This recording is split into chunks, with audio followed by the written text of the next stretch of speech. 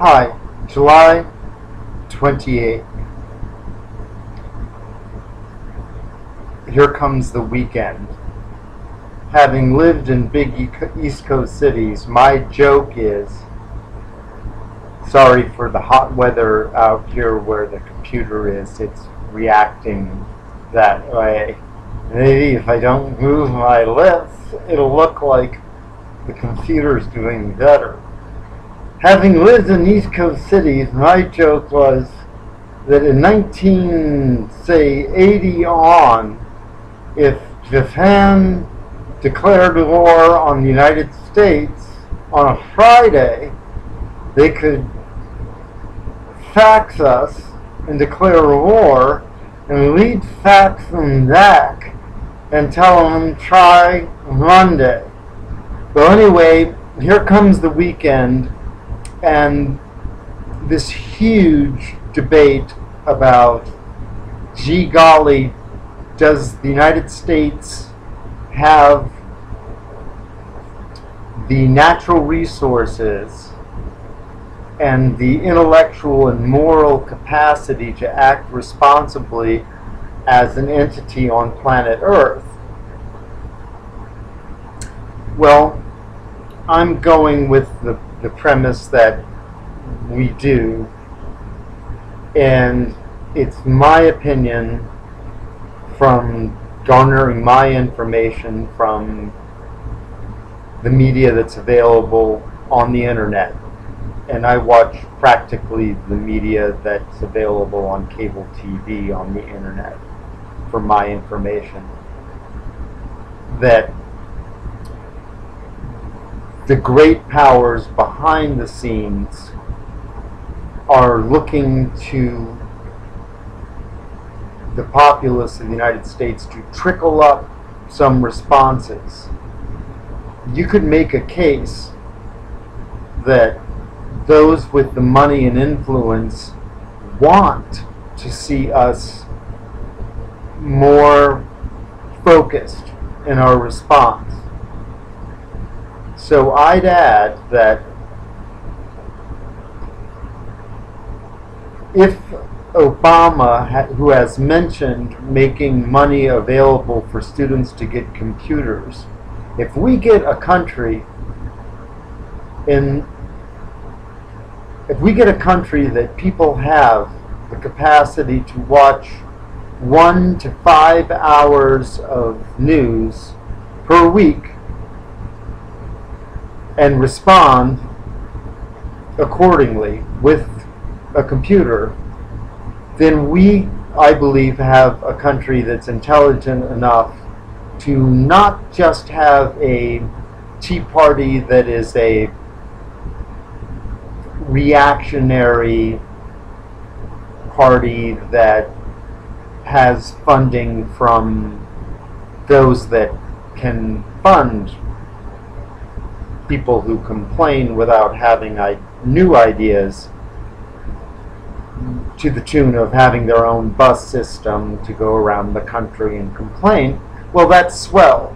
However, if we're going to have the same kind of response that the real original Tea Party had, the real original Tea Party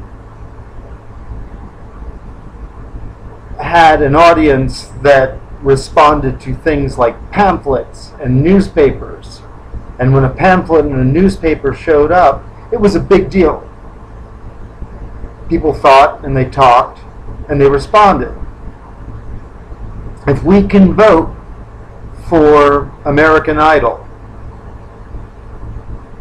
if we can have a fantasy football league that hung on negotiations that I believe, when it comes to time and space and effort, in the most profound of ways, the NFL negotiations were probably de facto carried out on a much more subtle level than a lot of the negotiations that have happened in Congress in my recent lifetime. What we've gotten from Congress is a couple of really big things that got passed really quickly that I'm not sure anybody knows what they mean legally. So if we are going to get disgusted this weekend, because this weekend didn't even seem like business as usual, this looked like some kind of plea from Washington, D.C. for us to care, and maybe for us to be able to express how we care more. It's, I think, a legitimate and good frustration and sense of helplessness that we're getting from the media coverage of Washington, D.C., because I believe it's real. We're looking at an onside kick to start off the Super Bowl. Well, no matter who recovers,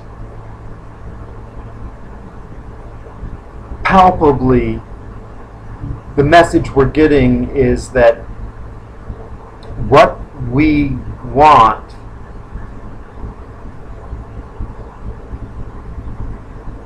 is not being overtly addressed, because it has not been for long enough that Washington, D.C., I believe, physically as a group of individuals is feeling the empty space themselves, that we've felt that distance in many parts of the country from varying times since the first Continental Congress.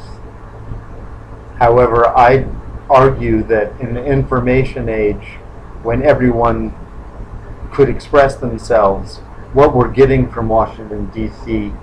is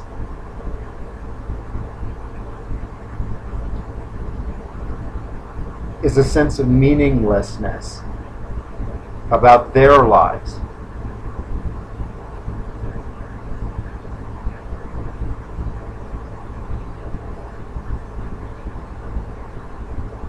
And I guess that's where the American populace is supposed to come in.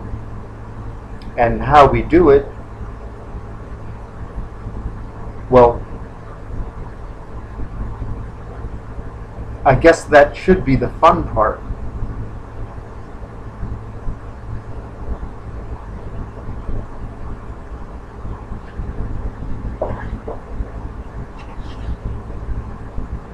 Working on more cogent production values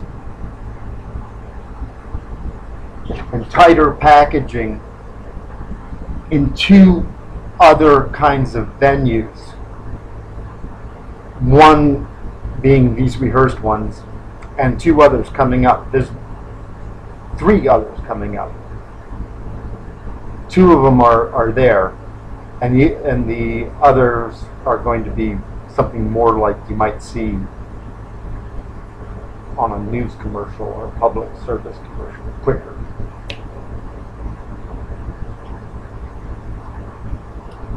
Thanks, Oscar 2111010211010.